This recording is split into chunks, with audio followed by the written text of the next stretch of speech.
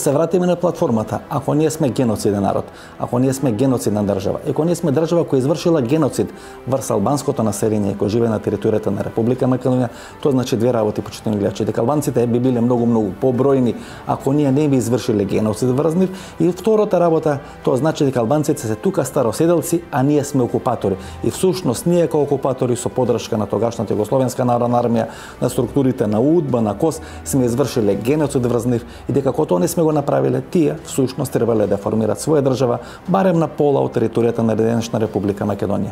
Ако ние сме измислица на Коминтерната, ако според албанските тоа се оние нивни тези кои ги пласираат по социјалните мрежи, подредени квази историски научни собори и така натаму, дека ние сме или нешто што наликува на бугари или нешто што наликува на срби, и дека нема автохтона, македонска нација, туку како не велат артифицијална македонска нација, македонски народ, тоа значи дека ако врз нив е вршен геноцид, а ние сме вештачки, всушност они се господари на оваа територија. Тоа сака да го докажат.